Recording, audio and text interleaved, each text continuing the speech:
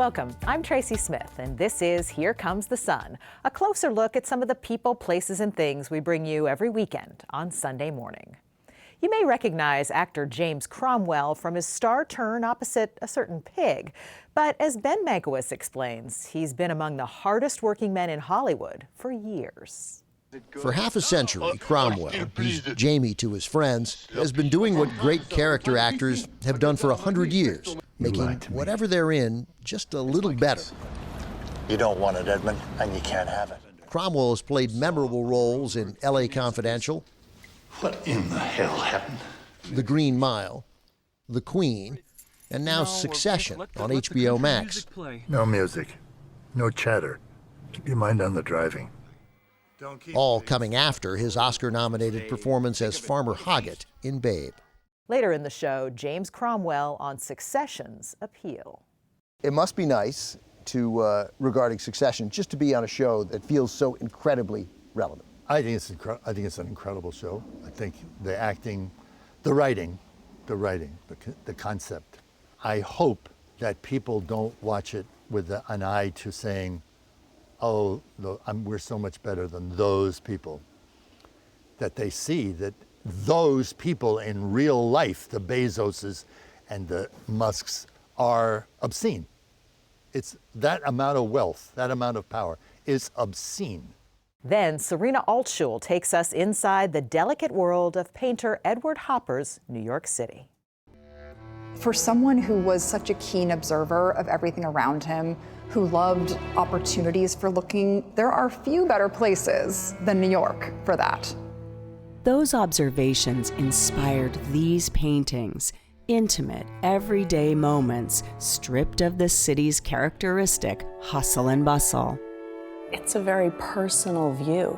It's not the landmarks and skyscrapers and tourist attractions. That's right. They are very specifically not those famous sites. That's all coming up right here on Here Comes the Sun. Actor and activist James Cromwell hustled for years in Hollywood before his breakout role in 1995's Babe. And not only did the film change his life, as he told Ben Mankiewicz, it also changed how he remembers his father. So, at first glance, James Cromwell appears restful at his upstate New York home. It's a great place to come as a retreat. Closer investigation reveals that he's simultaneously restless. There comes a point in your life when they say, shouldn't he hang it up? Do you think about that? No. And why should he? The 83-year-old actor is reaching new heights, familiar ground for Cromwell. How tall are you? 6'6". I thought you were taller. Yeah. For half a century, Cromwell, he's Jamie to his friends, has been doing what great character actors have done for 100 years, making whatever they're in just a little better. You don't want it, Edmund, and you can't have it. Cromwell has played memorable roles in L.A. Confidential, What in the hell happened? The Green Mile, The Queen, and now Succession on HBO Max. No music, no chatter. Keep your mind on the driving. All coming after his Oscar-nominated performance as Farmer Hoggett in Babe. That'll do, pig. His considerable range as an actor fits for someone who began as a prince of Hollywood. His mother, actress Kay Johnson, starred opposite Bette Davis in Of Human Bondage, directed by his father, John Cromwell, a prolific Hollywood filmmaker during the 30s and 40s. But Jamie's relationship with his dad was strained at best. My father said very few things to me, most of them awful. He said something to me when I left college. I told him I was going in the theater, and he looked at me and said, well, don't be an actor, you're too damn tall. In 1951, John Cromwell's directing career ended abruptly. He was blacklisted, falsely labeled a communist. He could have saved his career by naming names to the House Committee on Un-American Activities. He refused and paid a steep price. A lot of his friends cut him. They wouldn't talk to him. They would turn their back on him. Mercifully, none of the pain suffered by the father kept the son from pursuing his dream. As soon as he comes to pick up the secret formula for Kellogg's Sugar Frosted Flakes. At first, success came quickly. I went out for my first TV series, which was All in the Family. I got that. Look at that! Running a 50-yard line, close enough to hear the bones break. I went out for my first movie, which was Murder by Death. I got that one. So I thought, oh, it's a piece of cake. Why does everybody say how hard it is? That's right. Then I learned. What did you learn? Not much patience, just to roll with the punches. The punches kept coming, including this body blow from director Blake Edwards. I went for an audition for 10, and I came in, and Blake was not feeling well. He looked at me and he said, "What am I supposed to do with that?" Eventually, directors figured out what Cromwell could do. Getting good parts got easier for Cromwell in 1995 after landing an allegedly leading role. Cromwell had less than 20 lines. The real star of the film was a pig. I got the role, and I was not sure about it. So I said to my friend, should I go on this? He said, why not? He said, listen, you go on it, and if the thing fails, it's the pig's fault. It's the pig's movie. It didn't fail. Babe earned more than $250 million at the box office. Cromwell took to the role like a pig in show business, and 90 minutes in, Cromwell delivers a last line embedded in modern movie lore. That'll do, pig. That'll do. Yeah, it's sweet. Did you have to shoot the line a lot? Once. That's it? Once. Once. I opened the gate, the sheep walked in, they erupted. So the difficult shot was done. Put the camera low. I said, where do you want me to take this to? I knew what I wanted to do. So James Cromwell looked into the camera lens to shoot the last line of Babe, but the face he saw reflected back wasn't his own. And I looked down, and I didn't see me. I saw my father with the makeup, which is aged slightly, and the sideburns. And although I said, that'll do, pig, that'll do, what I heard was, that'll do, Jamie, that'll do. I got an acknowledgement from my father through my own performance for finally showing up, ready to work, giving, not in panic, not in anger, just be there. Sounds like that was a fairly emotional moment for you. To hear him acknowledge me, to be acknowledged by yourself, to be acknowledged by, we call it talent, by what you're doing. You did it. You did good work. It's good work. Along with acting, Cromwell is known for his activism. He's been arrested a few times for protesting against an animal testing lab, a power plant, and most recently, he glued one of his hands to a counter at a Starbucks in Manhattan. He wants the chain to stop charging higher prices for non-dairy milk products. When will you stop charging us more for vegan milk? When will you stop raking in huge profits? Are you up on any charges? No, not this time. The cops said, as long as you unglue yourself from the counter, we won't charge you anything. If you insist on staying there, we are going to charge you, and then it'll be much more difficult. Now in his 9th decade, Cromwell is doing his best work, and he's not close to being done. You still love acting? It's fun. When it works, it's fun. I try to make it as difficult as possible, but when it works, it's a lot of fun. Up next, an exclusive excerpt from James Cromwell's chat. You can only see right here on CBS News Streaming. Stay with us. You will either go with, they didn't actually put me up. They said, you're leading actor.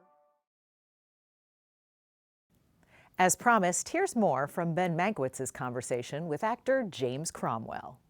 How would people know not to call you James Cromwell? What happens when somebody says James and not Jamie? No, I don't mind James. I just say, I make a joke of it, that I won't know if it's my father calling me or not, so call me Jamie.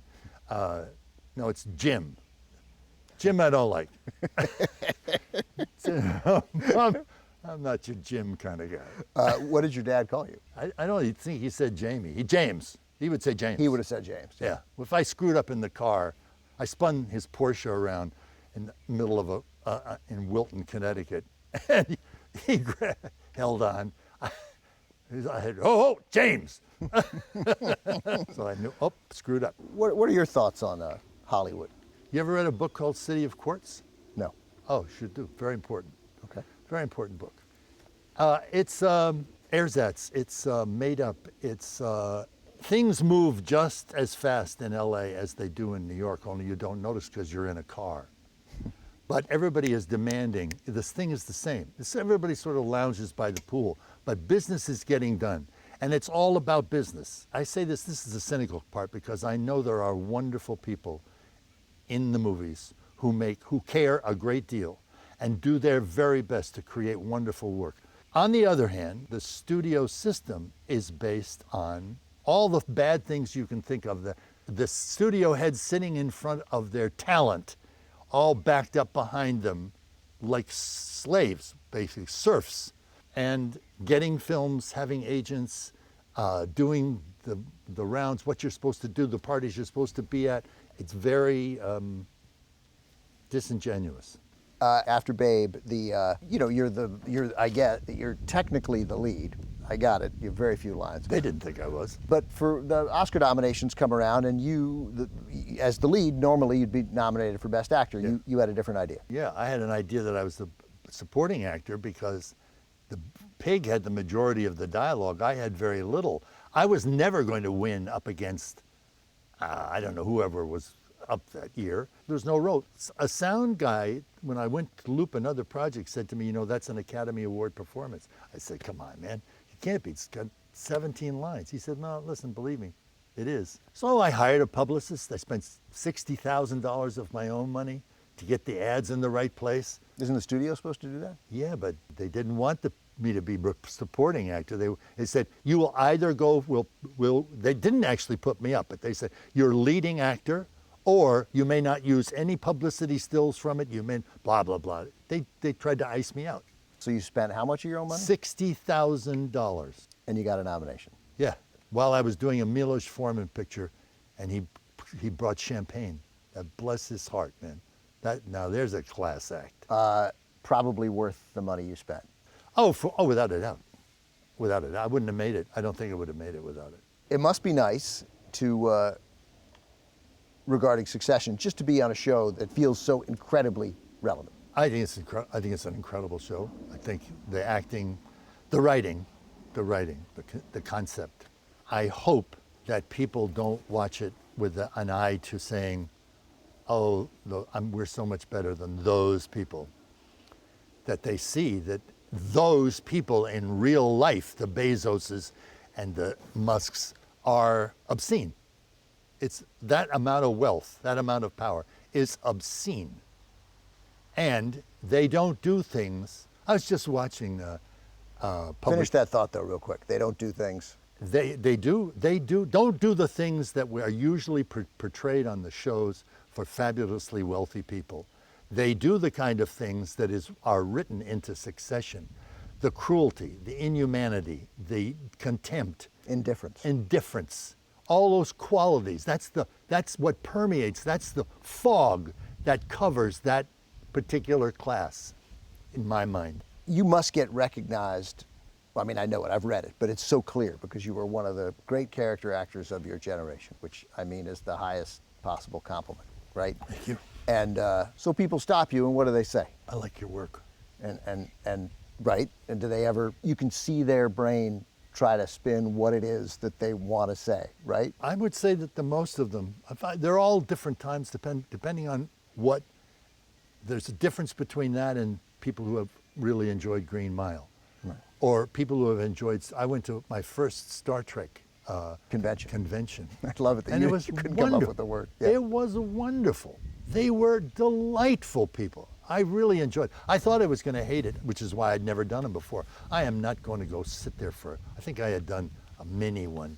And the idea of selling your autograph to poor people who shouldn't be buying that stuff to begin with. But this time I went, and they were They were very dear to me. They were knowledgeable. They were gracious.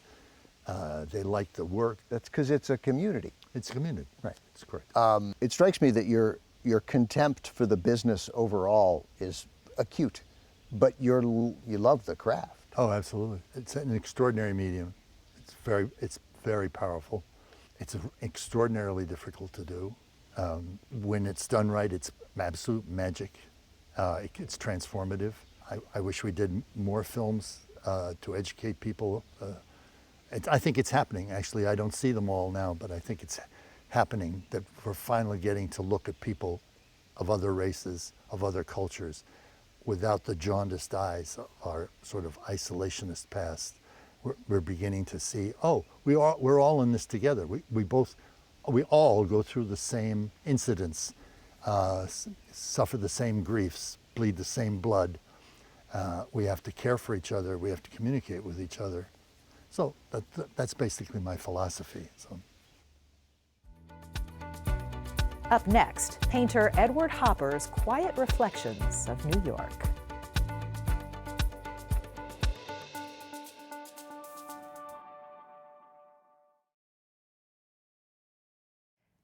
Welcome back. Painter Edward Hopper spent his entire artistic career in New York. But rather than capture the city's boldness, he found beauty in tender, everyday moments. Serena Altschul takes us inside an exhibit celebrating Hopper's work. I don't think he ever felt that he figured this city out, and that kept pulling him back for more. New York City has had a magnetic pull on many artists. Edward Hopper was no exception. I love this one quote of Hopper's where he described New York as the city that I know best and like most. Kim Conity is the curator of an Edward Hopper exhibit now on display at the Whitney Museum of American Art in New York. How many are in the show? We have about 200 works in the show. Oh my gosh. The exhibit, Edward Hopper's New York, provides a window into the artist's view of urban life. For someone who was such a keen observer of everything around him, who loved opportunities for looking, there are few better places than New York for that. Those observations inspired these paintings, intimate, everyday moments stripped of the city's characteristic hustle and bustle. It's a very personal view.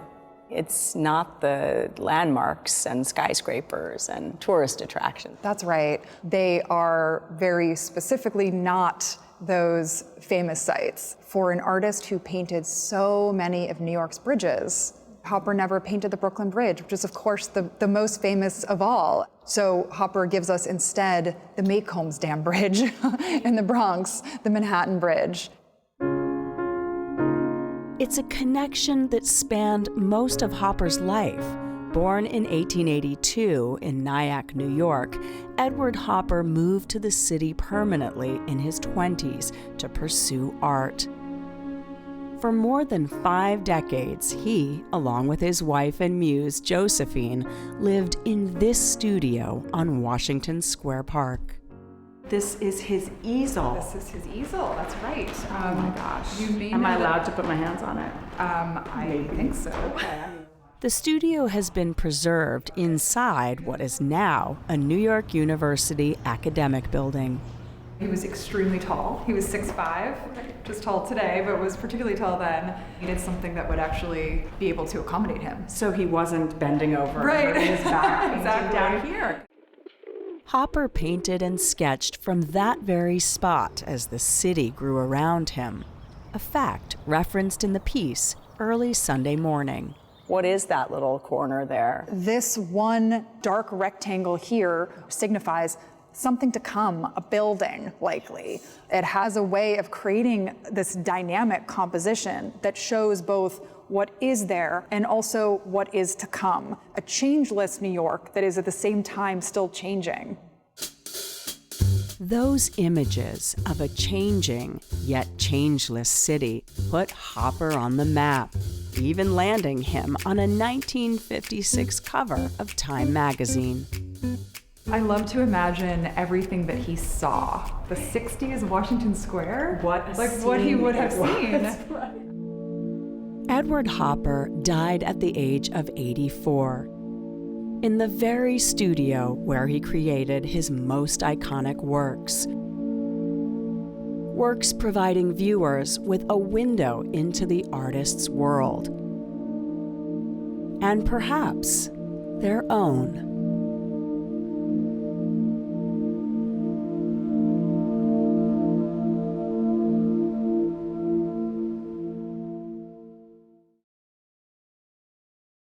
I'm Tracy Smith. Thanks for joining us. We'll see you here next time on Here Comes the Sun.